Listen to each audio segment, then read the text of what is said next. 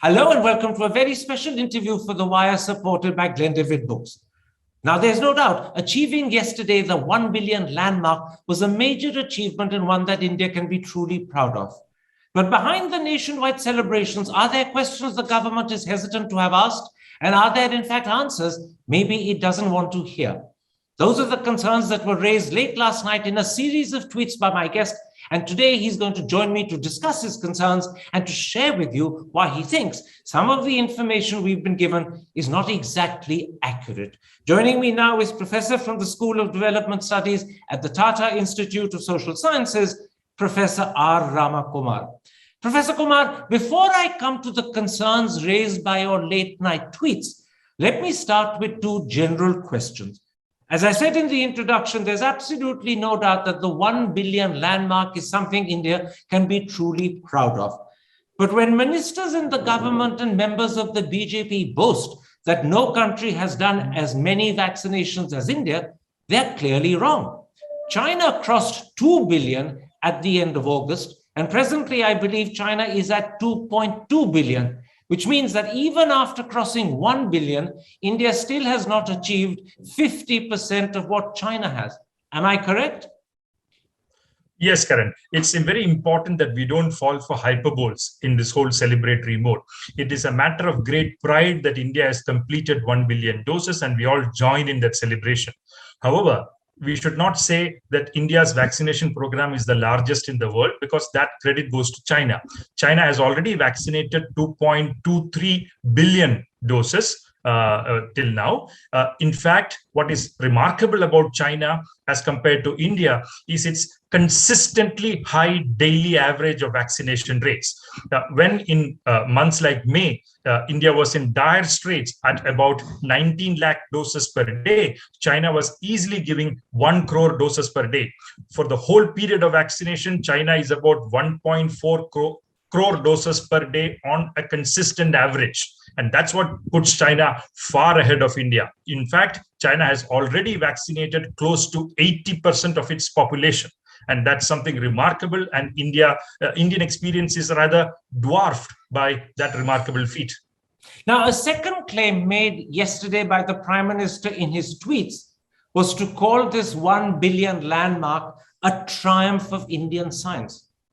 Now, Covishield, which represents 88% of the jabs given in India, is not an Indian vaccine. It's a British vaccine. So if this is a triumph of science, it's a triumph of British science, not Indian. In India's instance, it's a triumph of manufacturing, and the credit goes entirely to the Serum Institute. Again, would you agree? Yes, Karan. In fact, to say that Indian experience is a triumph of Indian science is slightly overstated as well, because public policy had a very scant regard for science or scientific principles in dealing with corona for a long period of time.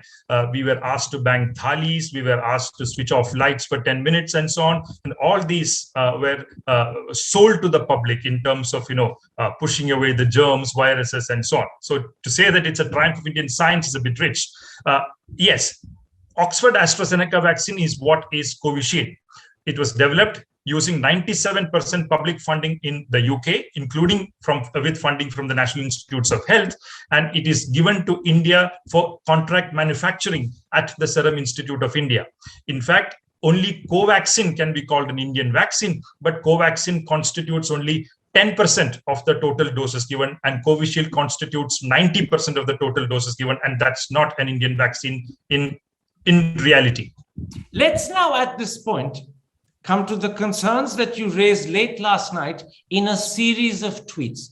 And I'll go through those concerns one by one. First of all, you pointed out that if India had maintained the rate of vaccination it achieved on the 7th of April of 5 million doses a day, and also if India had sufficient stock of vaccinations, then we could have reached the 1 billion figure by July, August. It's because we slackened, both in terms of the rate of vaccination as well as in terms of production of jabs, that actually reaching that landmark has been delayed by 2 or possibly 3 months.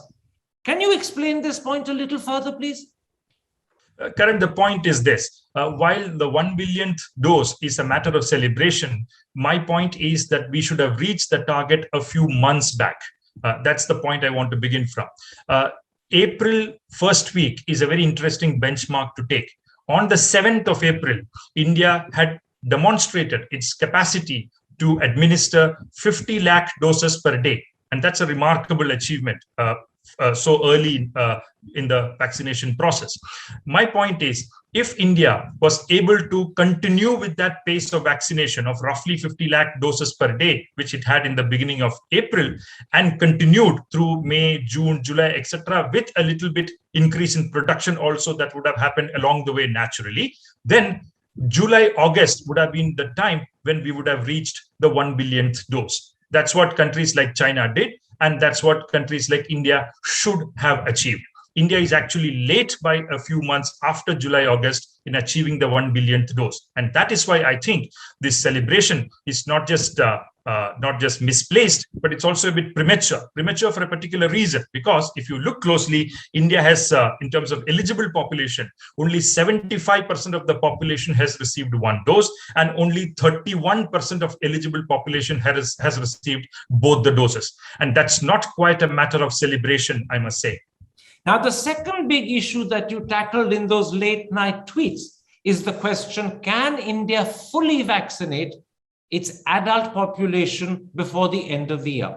And for the sake of the audience, I mentioned that means fully vaccinating, i.e. giving 2 jabs to roughly 940 million people. In your tweets, you pointed out to do this, India would need to produce 870 million more doses in the next 2 months, which means we need to produce 430 million doses each month, 430 million in November, 430 million in December. Now, at the moment, Covishield produces 220 million, but that still leaves a shortfall of 210 million.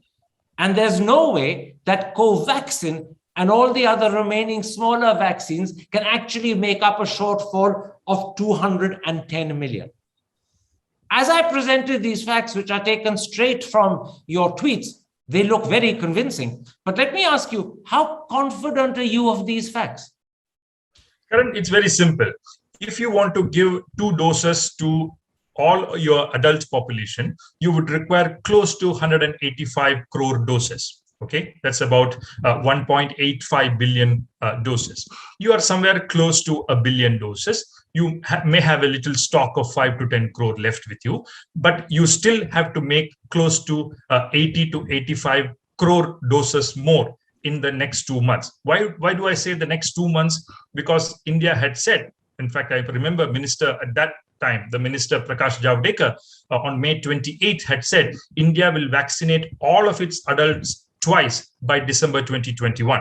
And the claim was also made that India would make 51 crore doses by July and another 216 crore doses between August and December, which was downscaled to 135 crore doses later. But the point is, to reach that target set by the government for itself by December, we would clearly need about 80 to 85 crore doses more in 2 months' time.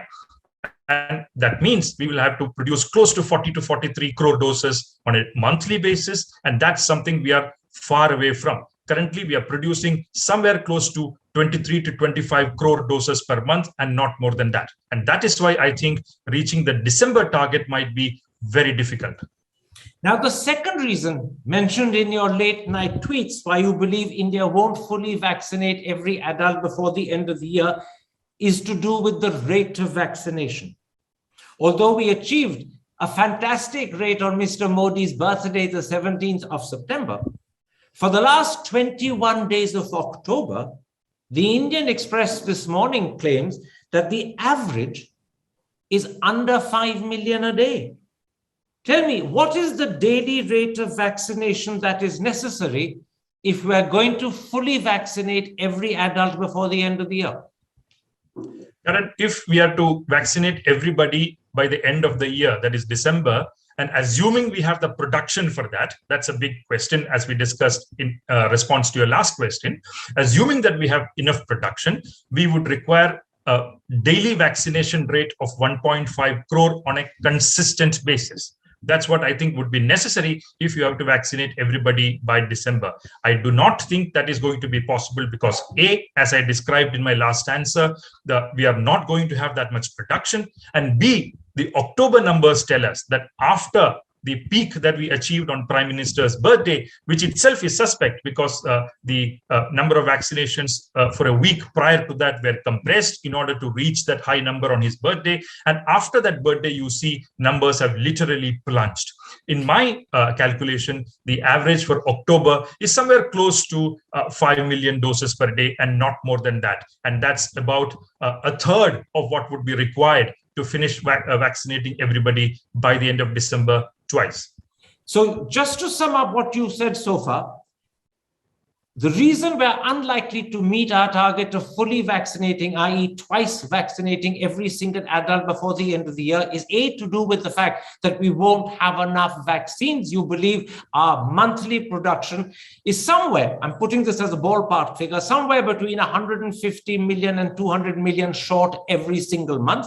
And secondly, our rate of vaccination is also short. The average we achieved in the 21 days of October was just under 5 million. You believe we need to achieve 15 million. So that means at the moment we're 10 million a day short in terms of rate. So for both those reasons, we won't have enough vaccines and our rate of vaccination is nowhere near sufficient. For both those reasons, you don't believe we're going to fully vaccinate every adult before the end of the year. Now, you have in your tweets one other reason, a third reason why you believe India won't achieve its target of fully vaccinating every adult by the end of the year. And this time, the third reason is to do with the gap between two doses of Covishield. The government requires the gap should be between 12 and 16 weeks.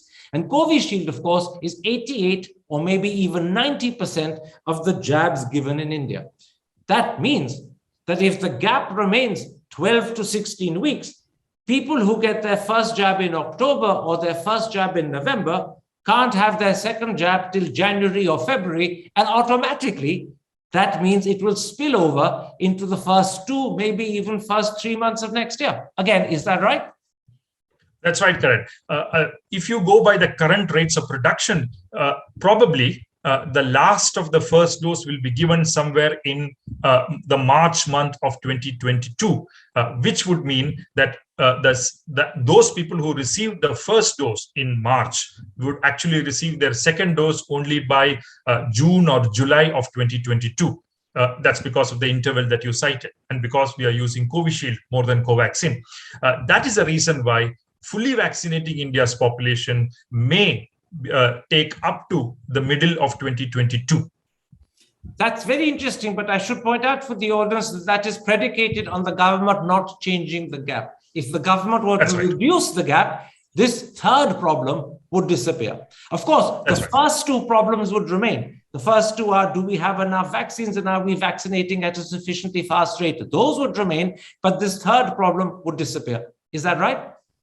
Yes, Karan, it's also important to remember here that there has been adequate criticism of this government with regard to that interval. And a lot of scientists have said that the interval was fixed so large primarily because we didn't produce enough. Absolutely. And now that clearly Covaxin is not doing it, but Covishield is, the government could consider reducing the gap. But if the government does that, it would have an immediate impact on Covishield's capacity to export. And that could lead to problems not just with countries that have placed orders, but also with COVAX and other such organizations that already feel let down. Let me come to two other points made in your late night tweets late last night. First of all, you point out what you call the poor production rate of Covaxin, which is the second vaccine made by Bharat Biotech. Your tweets say that in May, June, we were told Covaxin would be making 25 million doses a month, but actually it only achieved 10 million doses a month. Then we were told that Covaxin would reach 55 million a month in August, but even in September, which is 1 month later, it's still making 24, 25 million a month.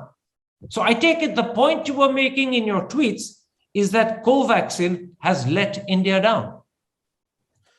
Current Covaxin has been a huge disappointment in many, many ways. and production and lack of production is just one part of it. In the month of January, the chief of Bharat Biotech was public in saying that it will produce 70 crore vaccine doses in the year of 2021. And it is far, far, far away from that target, which was tom-tommed in January. It is supposed to be a people's vaccine. The IPR is shared between the government, ICMR, and Bharat Biotech. And as a result, it should have been subject to mass production. India's private and public vaccine companies should have been brought on board, and the production of Covaxin should have been mass right from the early parts of 2021, which was a very important mistake. But then as we go ahead, the company, Bharat Biotech, was supposed to be producing 2.5 crore doses on a monthly basis in April, May, June, and so on. But we know that they did not produce more than 80 or 90 lakh doses on a monthly basis. Then the Supreme Court's affidavit, the government's affidavit to the Supreme Court, said that Covaxin and Bharat Biotech would be producing close to 5.5 crore doses in a month. However, even in September, if you look at the number of doses of Covaxin administered, it's not more than 2.3 crore per month. And that's a very sad part of the story. And one important reason why India's vaccination rate has slowed down so much is the poor production of Covaxin and the poor performance of Bharat Biotech. I'm just going to repeat that last point. The reason why India's vaccination rate has slowed down so much is the poor production of Covaxin. In other words, Covaxin has hobbled India. Covishield stepped up and helped India, but Covaxin has been a drag on our vaccination. That's right. That's right. Now, the final point raised in your tweets is to do with the fact that although if you look at the population as a whole, it looks as if 75% have had one jab, 31% have had two. But if you look at people over the age of 45, which is the most vulnerable population, and remember, people over the age of 45 also include people over the age of 60. And these are the most vulnerable, the people most in danger. You discover that only 80% of this age group have had one jab, and only 43% have had two. Given that these are the most vulnerable and the most endangered from COVID, how worrying is it that the percentages for this group are not better? It's very important, Karan, because right from the time vaccination started in January, our focus group was this group.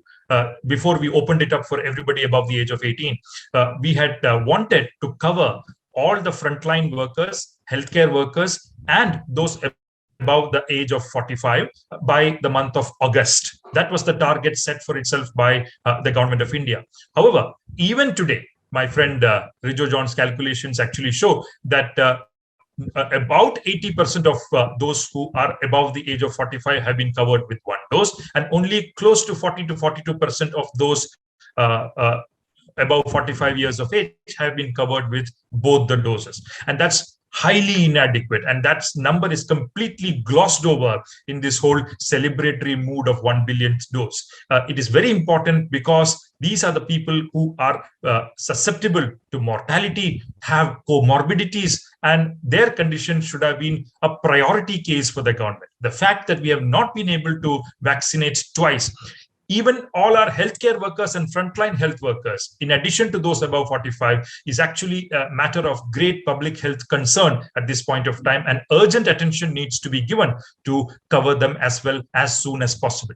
In which case, my last question, Professor Ramakumar, you've been through a whole lot of issues and concerns about why, in fact, we shouldn't be as pleased and happy with our performance on vaccination.